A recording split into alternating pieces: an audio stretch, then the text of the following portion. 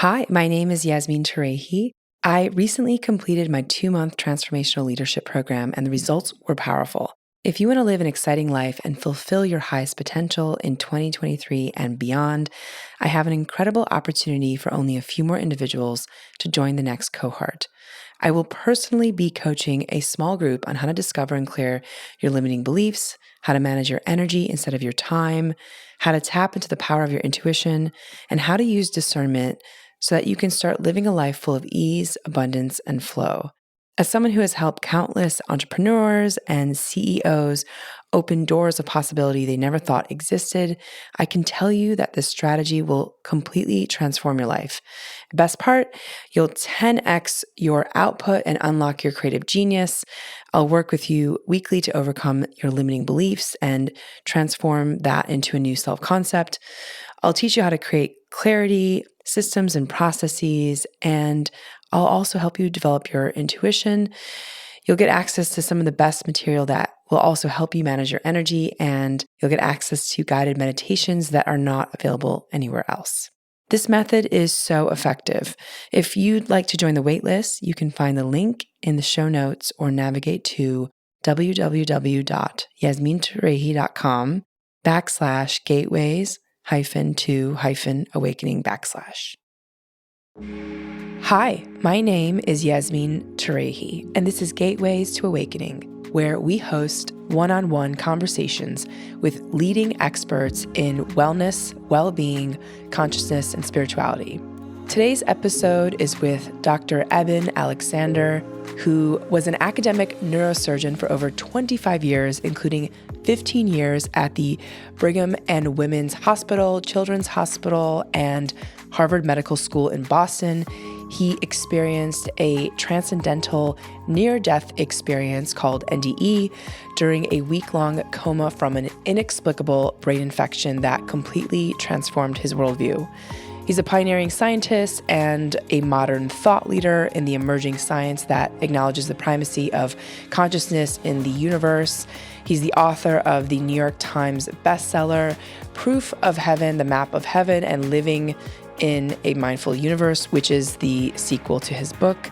And you can find him at www.ebenalexander.com. So welcome to the show, Eben. Well, Yasmin, thank you so much for having me on. It's great to be with you today. Likewise. So to kick it off, Eben, what does it mean to have a near-death experience, as they're called, NDE? Okay, well, the near-death experience is something that's been around for thousands of years, although it was first really kind of identified and named in 1975 by Raymond Moody in his book, Life After Life. But basically, it's when someone comes close to death through either trauma, heart attack, or some other issue that threatens their life. Then they have an experience that indicates in many ways that there's much more going on to this than just, when you die, everything blacks out and that's the end of it. In fact, people have extraordinary journeys in these kind of near-death experiences where often you hear descriptions of traversing through tunnels from darkness into lightness, encountering souls of departed loved ones, coming into a review of one's life where you relive, not just remember, but revisit and relive of some of the main aspects of one's life. I would say that life review is there in about 25 to 50% of NDEs in the modern literature. Often encounter different realms, a completely different kind of temporal ordering, a divine being, a God force, things like that are often described. So they're basically an NDE is just an example of kind of the grander aspects of our being and existence that is not normally apparent to us in our daily lives in the material world, but certainly can come to the fore in very dramatic fashion around the time of events that might lead to our bodily death. And that's really where the action is about this, because it answers one of the most ancient questions of humanity, which is what happens when we die. And what we find from NDEs is it's kind of an extraordinary realm showing us that we don't cease to exist. And I think that's why NDEs are so important to our modern culture. Mm. Wow. So, and you had the experience of a NDE, and what was it like for you? Can you talk to us about your experience? Well, yes, it was. It's important to point out that, for one thing, the experience I'm going to describe completely violates the main principles of modern neuroscience. And so it basically would be impossible to occur according to the tenets of modern neuroscience. And that has to do with the documented damage to my brain. A very important kind of unusual feature of my near-death experience is that I was amnesic, that I had absolutely no memory of Eben Alexander's life, no knowledge of humans, this earth. I really had an empty slate. And that was my condition for the entire 7 days of my coma, during which I had this profound spiritual experience. The amnesia was important for some of the deepest lessons I was to learn, but it is not a common feature of NDEs. Most NDEers go into this process with full memory and knowledge of who they were in their earthly life. I did not have that advantage, but it became clear to me over months and years afterwards that amnesia was absolutely crucial for some of the deepest lessons that I was to learn. Now, to very briefly describe the experience, because we could do that over many hours and still not do it justice, but very briefly, it started in what I call the earthworm eye view, a primitive, coarse, unresponsive realm. It was like being in dirty jello. I remember a strong sense of feeling of roots, blood vessels, things like that around me, but I had no sense of body awareness at any point. And as I said, I had a complete amnesia for this universe. And that was very important for the way things unfolded there in terms of their revelations to me. In that earthworm eye view, I felt like it went forever because I didn't have a memory moment to moment, a passage of time.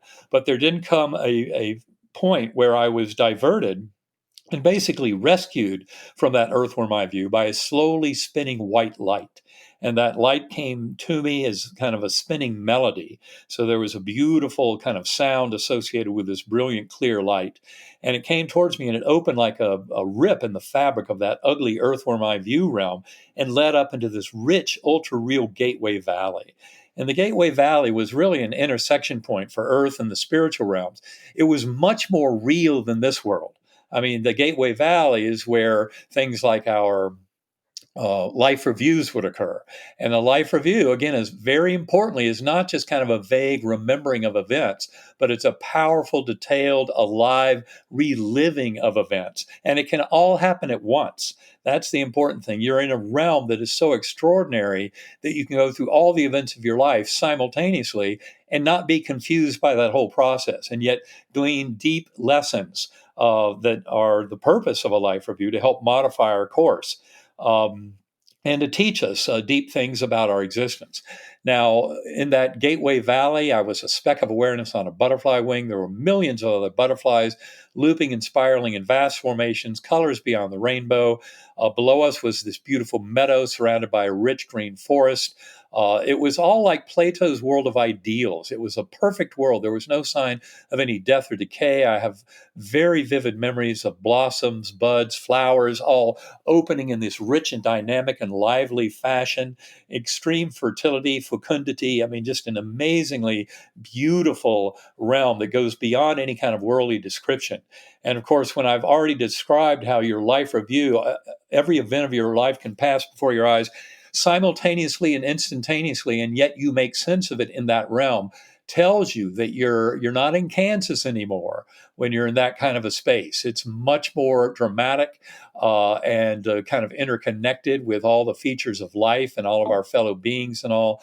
That's why life reviews can happen there and can be so kind of instructive in teaching us about how to live. And the life review, it's very important to point out, shows you also that the boundaries of self are really a fiction, because so many people who've had life reviews describe them as you experience the events of your life with other people, the interactions, but from their emotional perspective. not your own. That's the important thing to understand, is that the life review in many ways is revealing to us that our sense of self and isolation from the rest of, sentient beings and of this, the mental aspects of this universe is just not true. And we can learn much more about that overlap through these kind of experiences, and especially when we meditate and do other things to try and bring these experiences to life. Even if you've never had an NDE, much of the work that Karen and I do now are meditation workshops where we teach people to have some of the ingredients of an NDE that can transform their life, to give them the same transformative benefits. Now, in this Gateway Valley, I was not alone. There was a beautiful guardian angel, my spiritual companion. And of course, when I came back from all this, she was the deep mystery to it all, because that central spiritual guide, I came to realize when I read NDE literature after my coma, because I'd never paid any attention to that literature before my coma, because I thought it was all just hallucinations. I didn't realize that it was instructing us about a very real aspect of human existence. So that, in that Gateway Valley, that beautiful guardian angel, I think she gave me the ultimate message that I was to bring back to this world. And I think it's the central message of Proof of Heaven, really, to each and every one of us. You are deeply loved and cherished forever. You have nothing to fear. You are deeply loved. And that was really the message I got from her. And she never said a word. It was delivered to me telepathically, which is, of course, the way everything works in that world. You know knowledge through identification. You become major aspects of the scene that you're witnessing, all in an effort to instruct you about some of these deeper lessons about our existence and how we should really treat each other and view ourselves and treat ourselves. So, and in that Gateway Valley, as we've said, it's really just a gateway. That was not my final terminus in the heavenly realms, in the spiritual realms. Because what then happened was I realized that all this beautiful growth and festivity, I witnessed thousands of beings down below in the meadow that were dancing, lots of joy and merriment, children playing, dogs jumping, incredible festivities, all being fueled up above by these swooping orbs of pure angelic beings, these perfect kind of spheres of spiritual beings that I later labeled, when I wrote it all up weeks later, angelic choirs. And they were emanating chants and anthems, hymns that would just thunder through my awareness. And I remember at this point in the journey witnessing what I refer to in my writings as the divine wind, or the breath of God. And that was that soft summer breeze that blew through and was my first awareness of the divine, of the power of that God force, the binding force of love throughout every bit of this, an intelligence that is far greater than human intelligence, that's the creative source of the universe, and yet is also deeply involved in loving this creation. And in many ways, when one is in that realm, you start to absorb and bathe in that love of the creator for the creation. And that was, to me, one of the most astonishing features of this. Now, it turns out, though, that my presence in that earthworm, or in the Gateway Valley, as we've said, was only a stepping stone. And so those angelic choirs that were swooping above and providing such incredible fuel to the joy and festivities of that spiritual realm, they provided yet another musical portal leading up to higher and higher levels. I remember all of four-dimensional space-time collapsing down, then all of a very different temporal ordering of things in that spiritual realm, which I call deep time or meta time, which allows for things like life reviews to occur. So that, for example, you can go through that whole life review and it shows you everything from birth to death and everything in between, all the important points, and yet it's not as if that is following Earth time. You're outside of Earth time. And that's a very important point here. To understand any of these deeper concepts, you have to realize that time flow in that spiritual realm is a much more primordial flow of causal chain of events than what we view as Earth time in this world. Wow. And so seeing all of that collapse down, including that spiritual realm, that Gateway Valley, as I ascended through this portal that was provided by the angelic choirs to higher and higher levels, all the way to what I call the core. The core was infinite inky blackness. It was filled to overflowing with that divine God force of love. It was absolutely a true spiritual home. One could not feel more at home than in that beautiful place of existence. And of course, as I describe all this, I realize the words may sound foreign to people, but the important thing to stress is our spiritual home is very obvious to us when we are in that uh, those levels of the spiritual realm. So it is absolutely nothing to fear. And when we go in with love in our heart and wanting to do the very best and highest and good for all involved, that love is what protects us and kind of basically aligns us with the highest purposes of the universe. Now, that core realm, every time I entered it, I was told, not in words, but in pure conceptual flow, you're not here to stay, you'll be going back, but we'll teach you many things. And in fact, what would happen is I would just tumble back down to that earthworm eye view. But I learned very quickly by remembering the musical notes of the melody that could take me back up into these beautiful spiritual realms. And I went through that journey many times of traversing these realms. But then there came a point where, just as they promised me in the core that I wasn't there to stay, I could no longer conjure up the musical melody to take me up there. And so I was now stuck in that earthworm eye view realm where it all started. But the interesting thing is, very quickly, I had an experience where there were thousands of beings around me going off in the distance with heads bowed, many holding candles, and their nurturing energy was comforting and bringing me back towards something. I didn't know what. But that was a beautiful part of the experience because so far I had thought that only in those highest realms, the Gateway Valley and the core, could one encounter that deep sense of a spiritual home and the comforting loving oneness. And yet now I was feeling it at these lowest levels. And that was also accompanied by the appearance of six faces that would appear to me. They'd come up out of the muck, say a few words that I didn't understand, then they disappear again. And those faces were very important because they were of people, friends and family who were there the last 24 hours of coma. But notably, no one who had been present earlier in the week was apparent to me. And what that told me was that the vast majority of my coma journey had to happen between days 1 and 4 or 1 and 5 of this experience. And I go into all the timing of that and the evidence for that in the book Proof of Heaven and in the follow up Living in a Mindful Universe to more fully discuss all that. And it was the sixth phase of those that really got my attention. It was of a 10-year-old boy. Now, my amnesia was still very much in play, and I didn't recognize him, but that was my son, my 10-year-old son, Bond.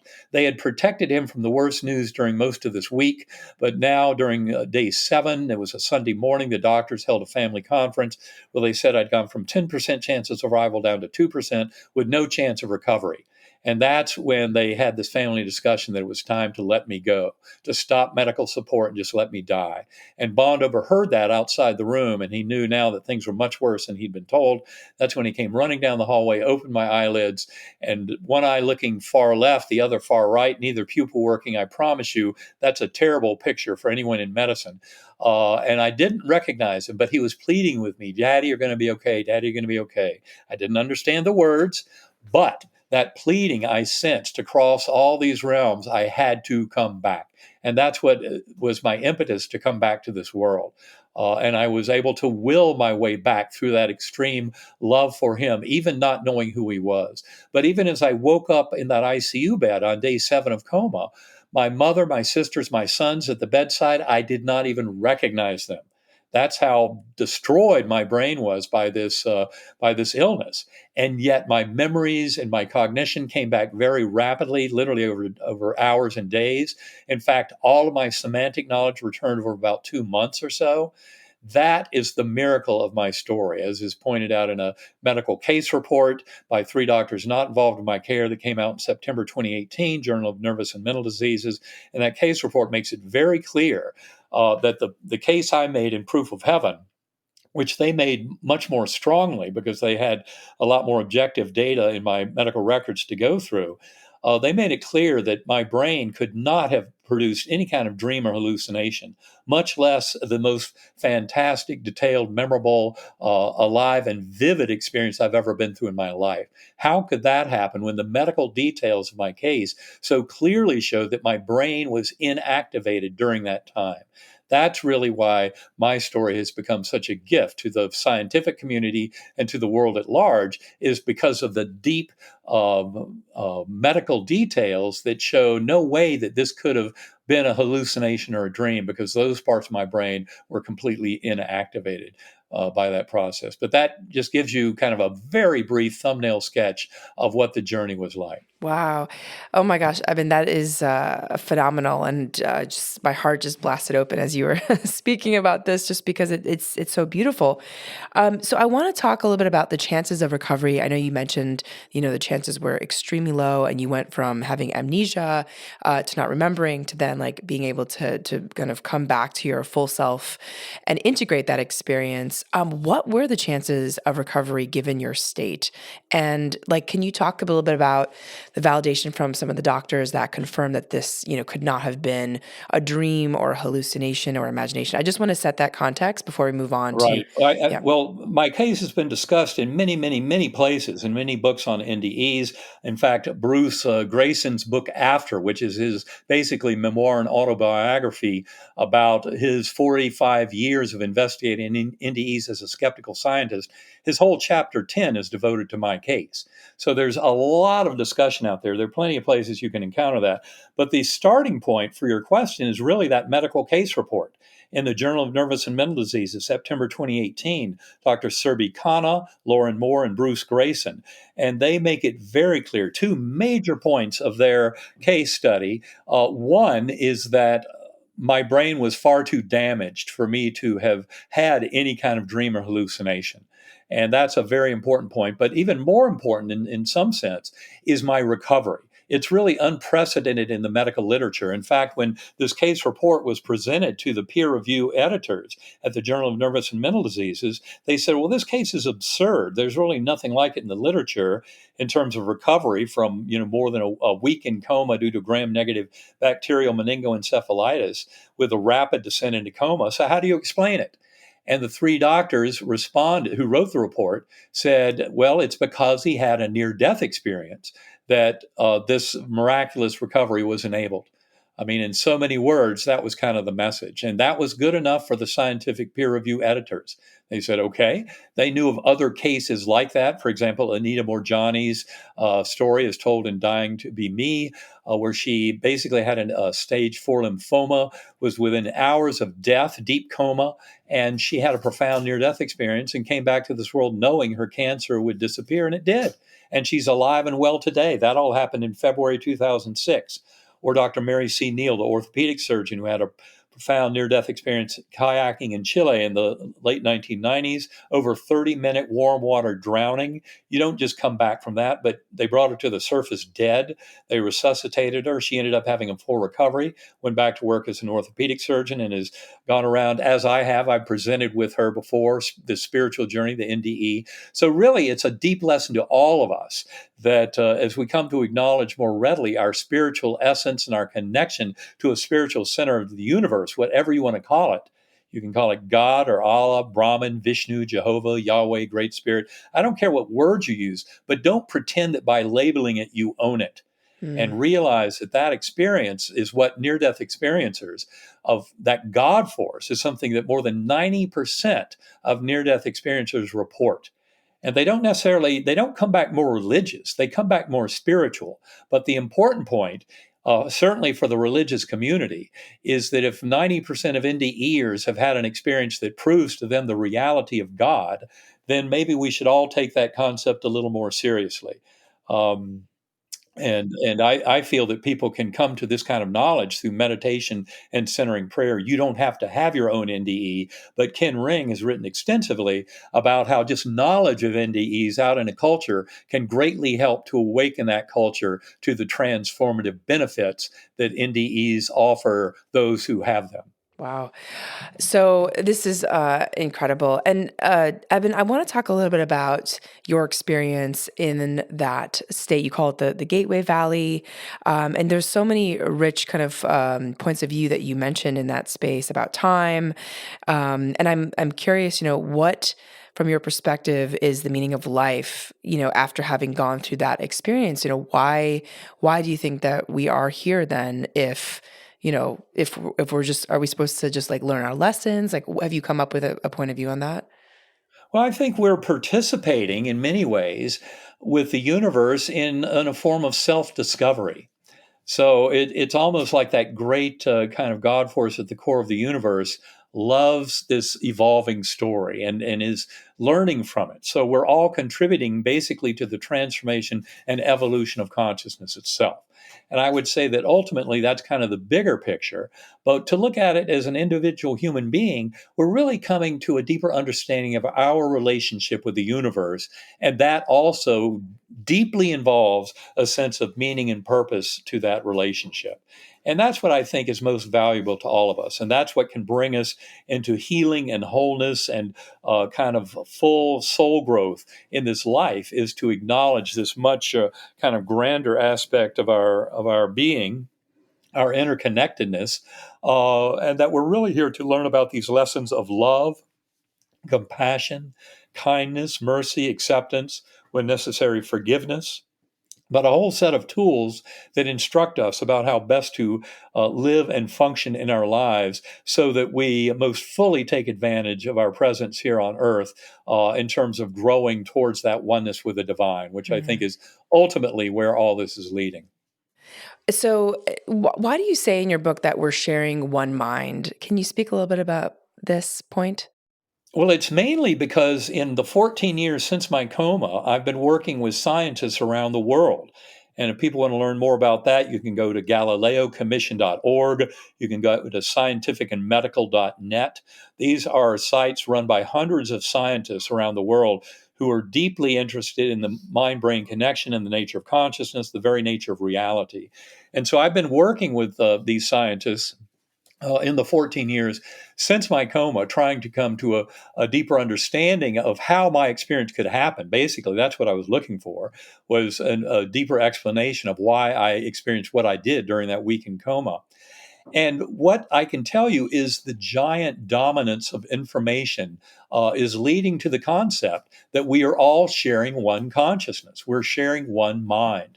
And most of us think, well, my mental space is isolated from everybody else's. I'm not aware of them; they're not aware of mine, etc. And yet, scientists in laboratories studying this stuff have, for example, explored telepathy quite extensively and found that, yes, telepathy is very real. In fact, something like 35% of identical twins have very strong telepathic experiences through their life. So don't deny the reality of telepathy. It's a huge part of what we are and who we are. And then when you look at near death experiences, what you find is this tremendous overlap of mind that occurs when people are in the process of leaving their physical body in the dying process. And when their mind is thus liberated, for example, in Anita Morjani's story, she was aware of her brother flying from India to Hong Kong to be there for her death and funeral. And she had a mental overlap with him during that journey, knowing what he was doing, what he was going through, where he was, and what he thought he understood about the situation. And likewise, she also had a communication with her father, who had already passed from the physical world, and yet she connected with his soul. So, in other words, we find that consciousness overlaps. We have shared experience with loved ones, and it goes beyond that. And then, of course, when you get into tremendous scientific literature on things like reincarnation, and for people who are not aware, go to uvadops.org. That's University of Virginia Division of Perceptual Studies. That's only one group, but it's a major scientific group that studied reincarnation, past life memories in children for more than 6 decades. They have more than 2,700 cases. And of those, they have 1,700 cases that are what they call solved. That is, that they actually identified the person who lived before that is described by the child. And when you realize that this is not just some kind of wishful thinking, this is a rigorously scientifically studied material of Ian Stevenson, and now Jim Tucker is the head of all that. And if you go to uvadops.org, you'll find a tremendous amount of scientific evidence for the reality of consciousness uh, in a much bigger sense than just individual consciousness, that we're really sharing one mind. And in fact, I would say that Uh, there was a recent contest run by Robert Bigelow out in Arizona. He's an aerospace engineer, but the contest was to answer the question, what's the best scientific evidence for survival of conscious awareness beyond permanent bodily death? And they received 29 essays to answer that question. I won't go into the long story of it because it's amazing, but those 29 essays are available to the reading public for free right now at bigelowinstitute.org. But the reason I bring all this up is because the second winning paper there by Dr. Pim van Lommel, a very scientific paper supporting the reality of the afterlife, but at the end of his paper, he's making the same argument that we make in our book, Living in a Mindful Universe, for the one mind hypothesis. And he lists four major resources for that hypothesis. And that is really where the science is headed on this, is that we're all sharing one mind, and we need to understand better how that works. But the resources that he listed for the one mind hypothesis, one is a beautiful book by Larry Dossey called One Mind. The other is a book by Steve Taylor called Spiritual Science. The other is a paper by Bernardo Kastrup in the Scientific Literature. I think it's Journal of Consciousness Studies, 2018. It's called The Universe in Consciousness. And then finally, he recommends our book, Living in Mindful Universe, as the fourth major resource supporting this notion of the one mind. It's really where the scientific community is headed in this whole discussion. Objective idealism is kind of the formal philosophical position, but it simply acknowledges, as we learn from quantum physics, from neuroscience, philosophy of mind, all the evidence for non-local consciousness and parapsychology, we learn that consciousness is primary in the universe. It's fundamental. It's not created by the brain, but our brain serves as a filter that allows that primordial mind to come into our awareness. And that's where the scientific understanding currently is in trying to come to a deeper understanding of all this. But the answer to all these biggest questions is really that we're sharing one mind. And then we just need to figure out how it's kind of parceled out through processes of dissociation into apparent individual minds and things like that. But ultimately, the scientific answer to the question, and where everybody is now circling the wagons to come to deeper understanding, is one of objective idealism or the primacy of mind. Wow. So, Eben, what about, science and spirituality seems to be so at odds with each other. And it looks like obviously science is now confirming a lot of these ideas and concepts. But I'm curious, why are there so many modalities of science that are at odds with some of this work, even if it has been sort of rigorously studied and shared in journals? Like there's still, I would say from like a kind of mainstream perspective, there's still, it feels like it still hasn't hit kind of the wider audience. People often say that science and spirituality are at kind of loggerheads with each other. And yet the deep truth is I do not believe that science or spirituality can properly move forward without the other. And I think that is something that many of these scientists are coming to agree with. And when I use the word spirituality here, to me, it doesn't have to have any kind of religious ingredient at all, but it should include really two main concepts. One is this one mind concept that, in fact, through our mental space, we're connected with the universe in a very profound fashion. And the other is this sense of meaning and purpose that is shared. And for me, that's a perfect working definition of spirituality to move forward. And it turns out that when you encounter things like quantum physics, one of the deepest lessons from quantum physics is really the primacy of mind. And yet, our materialist science has been so resistant to admitting anything to consciousness or spirit, soul, what have you, that they've basically hamstrung themselves to be unable to properly interpret the empirical data from the experiments to come to a proper conclusion. And so, in other words, to more fully understand the deep and profound answer to the measurement paradox in quantum physics, which has engendered something like 16 major uh, interpretations in an attempt to understand it, and yet none of them are accepted by the physics community.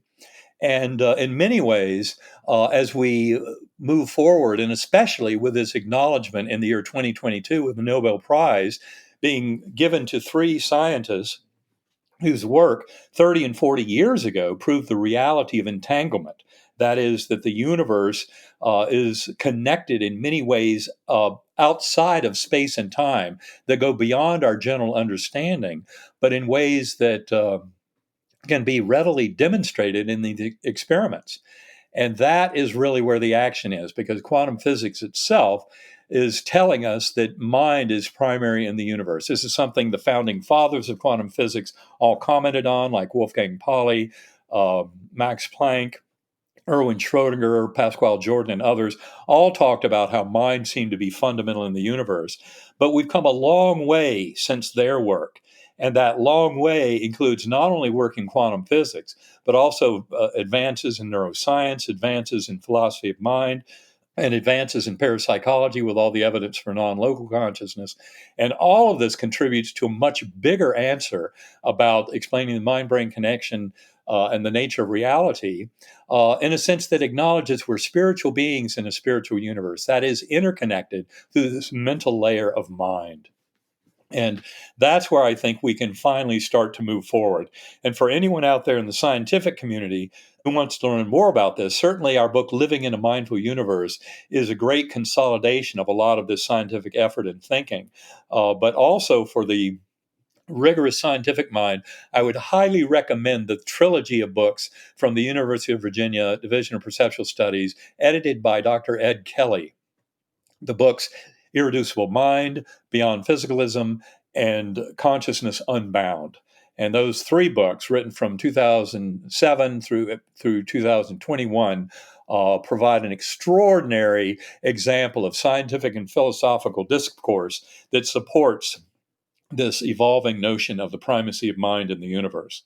And it really is, an exciting time in the scientific community, because I think we're making tremendous progress at a more rapid fashion than we have in decades, that helps us to move towards understanding more deeply this objective idealism, which in some ways I would say you could go all the way, depending on your definitions of God and consciousness, to claiming what's known as evolutionary panentheism. And that is panentheism, just the notion that God force is really in all of us, that spirit is what runs this, that it's all ultimately the result of top-down causality from the mental realm.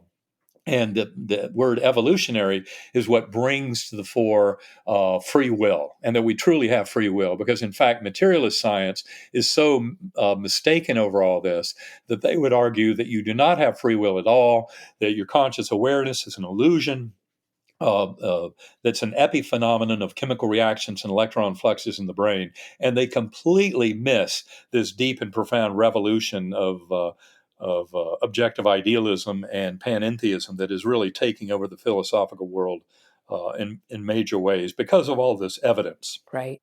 like from NDEs and other spiritually transformative experiences. So, Eben, how do you think that the world would, act knowing that, you talked about reincarnation, knowing that our souls continue on and that we are, in fact, sharing this one mind? Like, how do you think the world would show up if we all knew this? Well, I think the main answer to that question comes from observing near death experiences. Near death experiences, by and large, are telling this story of our interconnectedness, of the binding force of love, of that God force being at the core of our very awareness. And so, in many ways, near death experiences take us to the next level of understanding. And once you realize they're not hallucinations, which is what the modern scientific community is finally realizing, and that's where groups like GalileoCommission.org and scientificandmedical.net are very important, because they emphasize and analyze the scientific framework that's evolving to support all of this reality of the primacy of mind. And that's where I think the world can become a far more peaceful and harmonious place. You got to realize that the damage done by our false sense of separation that comes out of materialist thought in a scientific sense is very deadly and damaging. And I would say that, for example, our addiction to fossil fuels, the corporate greed in the oil industry that's led to such damage to the climate with burning of carbon fuels, plastic pollution in the ocean and rivers, air pollution, things like that. These are all examples of a false sense of separation of humanity believing that it's all about stripping resources from the earth and getting the most benefit one can for oneself, as opposed to realizing that we're really in this to help each other and help this world at large. And that broader kind of outward focus on helping everyone, including the least, the last, and the lost, I think is a very important kind of statement of where this world needs to head, away from warfare and violence and conflict, which are the direct results of the false sense of separation inherent in materialism, and more to a unified kind of quantum informed view of the nature of reality, in which we're all in this together. We're really here to manifest that love that is so apparent to people in near death experiences and in the life review. That sense of love is really something we need to bring back to this world. In many ways, I view it as a love of the creator for the creation. But ultimately, since all of us are part of that creation, it involves bringing back love and kindness and compassion into all of our lives and our dealings with self and others. Wow. So I want to talk a little bit about your book, Living in a Mindful Universe. I know you spoke about the importance of this book, and it's kind of like a sequel to Proof of Heaven. And specifically when it comes to meditation, how can we access if we have not encountered an NDE ourselves? How do you access like these meditative states that allow you to kind of become connected to all that is? Perhaps you could break it down for us. Well, it turns out that the work that my life partner and the co author of that book, Living in a Mindful Universe, Karen Newell, the work we do and have done for the last many years, almost a decade now, involves meditation workshops where we use a form of binaural beat brainwave entrainment to help people get into deep meditative states. And that's all through what's called Sacred Acoustics. That's the name of her company. People can learn a lot more at sacredacoustics.com. And we discuss in a lot of detail in the book Living in a Mindful Universe how we practically use sacred acoustics tones. But basically, binaural beat brainwave entrainment is a way of influencing the lower brainstem to really set our consciousness free. And allow it to escape the sense of self, the sense of here and now, and liberate us into the same kind of space that we're in a near death or shared death experience, in that kind of a spiritual journey. And so, using sacred acoustics, which influences the lower brainstem, and that's one of the reasons why it has so powerful an effect on liberating conscious awareness. This is where people are able to then cultivate and in many ways duplicate some of the major features of near death experiences. And specifically in our workshops, what we do is we take the NDE scale that was first developed by Bruce Grayson and others back in the early 1980s. It has 16 different elements of the kinds of things you can encounter in a near death experience, and offers a ability to score NDEs with a score going up to 32, with anything above 7 being a true NDE. My NDE scores at around a 28 or 29 out of 32. But the reality is, by using those specific features of that scale in a directed fashion in a meditation workshop, you can help people cultivate those various elements of the NDE through a meditative experience. And we encourage people to meditate on a daily, weekly, regular basis. And I can tell you, I've been using Sacred Acoustics daily, an hour or two, for more than a decade now.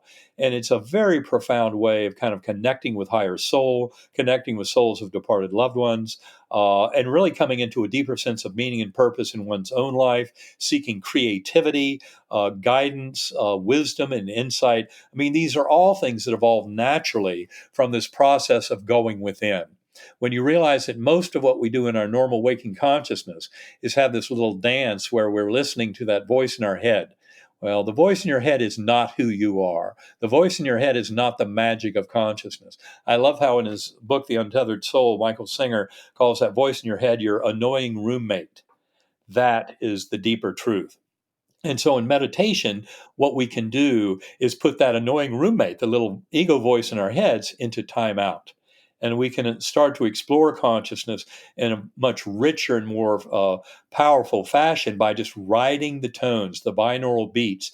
And what they're doing, those tones are influencing our lower brainstem to really liberate us from that here, now, and sense of self in very powerful ways. And the more we do that kind of thing, the more we can contribute to our own health and to the healing of others and to this world at large. Wow.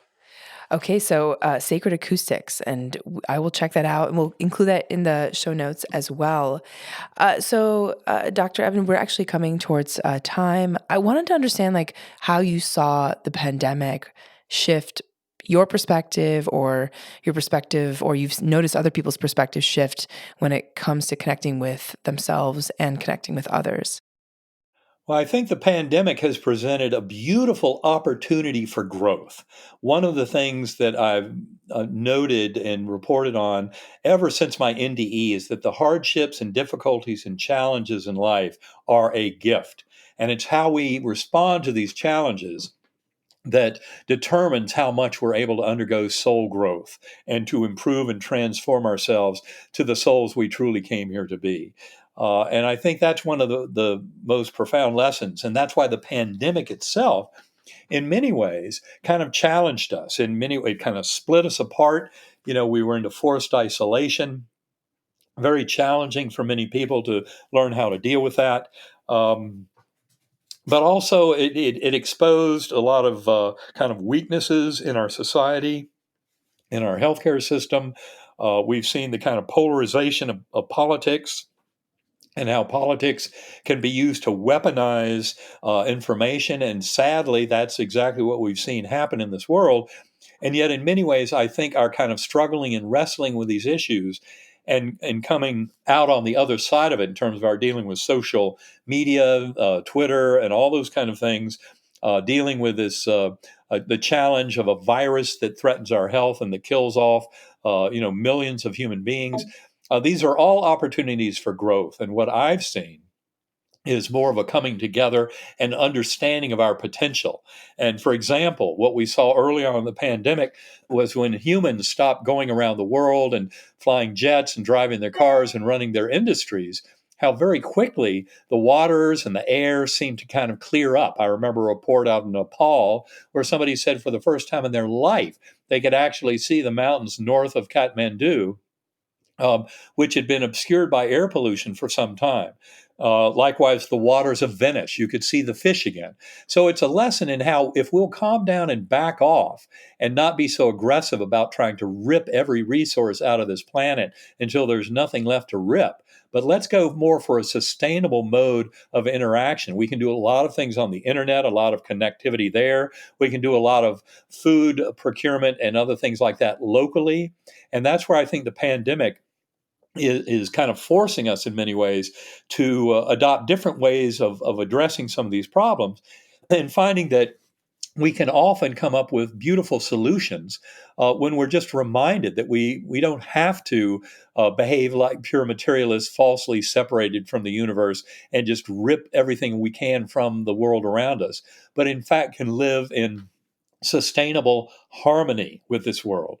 And that's where I think many of the lessons of the pandemic are coming to the fore, that we can realize that we really don't need to be flying jets everywhere and commuting to an office to work every day, when all we're doing is cursing future generations. In fact, cursing this generation with our addiction to fossil fuels, carbon dioxide buildup, planet warming, climate changing, and it's really almost irreversible now. If we don't take charge of this planet and take a much deeper responsibility for stewardship of this planet and quit our addiction to fossil fuels, quit our addiction to burning carbon fuels in general and generating plastic pollution, the world will start to become a far better place.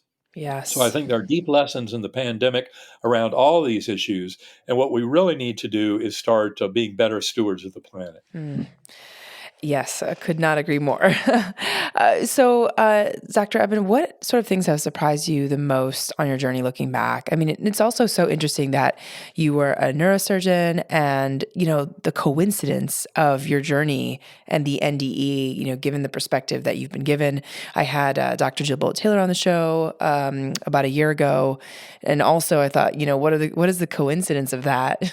What I would say is, first of all, I don't call them coincidences, I call them synchronicities. Hmm. And that's much more an acknowledgement that they are kind of a nudge and wink from the universe about a deeper understanding of our connection with the universe when these kind of things happen. Now, the other thing I'll point out, though, is a near death experience is always first and foremost tailored to the individual soul that goes through it. And so when I look back on my experience, even though I never could have predicted this course of events, 15 and 20 years ago and looking forward in my life, it all makes perfect sense now how it all occurred. And the deep lessons of my NDE were exactly what of someone like me. I was adopted, therefore I had an abandonment wound and struggled with a sense of whether I was worthy of love from the universe and things like that. Those are all deep topics of my own personal journey, but also the issues of consciousness, the mind-brain relationship, and understanding of them was greatly clarified through this experience. And that's where it's so important, as I said earlier, if people have a medical education, they can far more appreciate my journey. And it's important to point out that I've just put out the 10th anniversary edition of the book Proof of Heaven. And in that book, there are 36 additional new pages. And those pages are very important because they really tell the story of what all has happened since Proof of Heaven first came out, and especially with the scientific community, with the case report, with these different groups around the world who are realizing that consciousness is primary in the universe, and they're developing the experiments and the scientific pursuit to more further elaborate that whole process. But that 10th anniversary edition of Proof of Heaven is now out there, and it has a lot of this additional information that can help people get on board with this revolution in scientific understanding. And that's where I think the world can grow up tremendously, and all of us can come into some healing and wholeness around the various conditions that this kind of understanding of primacy of consciousness and the reality of our free will in coming and driving and manifesting the world of our dreams, of our ideals, is one that is within our reach. And that, I think, is the most important lesson of much of this kind of scientific elaboration of the nature of the mind-brain relationship, the nature of reality, because it's very optimistic and hopeful in where it leads us. Mm-hmm. And that's where I think this world could certainly use some of that kind of information and understanding to help it deal with a horrific kind of polarization, conflict, and confusion that we're manifesting today. There is a pathway forward that involves a union of science and spirituality that will be revolutionary in healing this world. So, to wrap things up, Dr. Eben, what do you want to tell our listeners about their health, wellness, well-being, given all the information that you've had on NDEs and also reincarnation and all these kind of concepts? What would be your main takeaway? Like, what do you want to tell our listeners to do right after this call? I think the Yeah. main takeaway is that you have far more power than you might realize in influencing your life and the evolution of this world at large. And as long as you hold that love in your heart, love for others, compassion, kindness, a sense of acceptance, the sense of forgiveness when necessary, and never forget gratitude for every breath. These are the tools that can help us to grow much more fully into the souls we came here to be. And that binding force of love is very important. And it's a love the universe has for us, and that we can serve as a conduit for. Like I, in meditation, will often use that sense of divine love that I can manifest to bring that love from the core of the universe out into all of my dealings with my fellow beings and with the universe at large. Hmm. And I think that kind of path of prayer and meditation, especially combined with the knowledge that we can change this world, and we can, that world of our dreams, that world of ideals, is one that is within our reach when we just realize how powerful we are and start exploring that through meditation, centering prayer, and then bringing that action of what we discover in those processes of exploring within, bring that to this world at large in our daily activities and in the way we choose purpose and meaning in our life. And that's where we can really start to grow into the souls we came here to be and rescue this world from the oblivion that is promised by the false sense of separation inherent in the conventional materialist thought. Mm. Wow. Dr. Eben, thank you so much for your time. Are there any resources that you can point folks to in order to learn more about you, about your work? I know you mentioned a couple different websites. If you could mention them all here, that'd be great. Yes. Well, first of all, is Eben, EBEN Alexander.com. And I have a reading list there, FAQ that's very important for people with questions about my experience. And also blog postings that cover a lot of this material over time. That reading list is extremely valuable to explore. Much of it is hot links to the actual papers involved. So I encourage people to visit there. Also, go to sacredacoustics.com to learn more about meditation. Uh, you can get a free 20-minute Om file, listen through headphones, follow some of the instructions on the sacredacoustics.com website, and you can learn a lot more about how to meditate much more effectively and to bring those gifts into your life. Also, there's a site, uh, Inner Sanctum Center. That's INNER Sanctum Center, which is a site that Karen and I developed. It was really through Karen's wisdom. It involved a whole set of interviews we did during the pandemic every 2 weeks with many of the people that we would have been seeing out in the world at the meetings and conferences and presentations. But because of COVID, everything was shut down. And so Karen and I took that opportunity to interview some of the leading thought leaders on earth around consciousness and the brain mind connection. And those interviews are available for free at INNER sanctumcenter.com. Also at ebenalexander.com, there's a 33-day journey. When you get to ebenalexander.com, there's a banner that will invite you to leave your first name and email address. And if you do so, you'll be involved in a 33-day email drip campaign where every day for 33 days, you'll get one of the major concepts emailed to you, concepts out of our book, Living in a Mindful Universe. And the best thing about it is more than 10,000 people have now taken that 33-day journey course. And many of them from all around the world have left their own experiences and helped each other in the communities that have formed on those 33 pages. So it becomes a very rich resource for people wanting to learn more about all of this. Wow. Amazing. And where can we sign up for those 33 days? If you go to ebenalexander.com, you'll find right there an invitation on the landing page, your 33-day journey into the heart of consciousness. Amazing. And Amazing. that's where you put in your name and email address. And that's where you take off on an incredible journey of discovery. All of that is free. So we really want to get this out to the world. In fact, for the Sacred Acoustics, Karen, there was a pilot study that confirmed the usefulness of Sacred Acoustics in alleviating anxiety in a busy Manhattan psychiatric practice. Written up in the peer-reviewed medical literature in the Journal of Nervous and Mental Diseases in February of 2020. And in fact, that series of tones, which is called the Whole Mind Bundle, is available deeply discounted on sacredacoustics.com. That is the set of tones that were used in that scientific study. And because she was putting them out early in the pandemic and she knew people were involved in the financial upheaval of the pandemic, she decided to make a free option for that whole mind bundle. So if you go to sacredacoustics.com, you can find that all those tones are available to you. If you can pay I think it's $19, fine.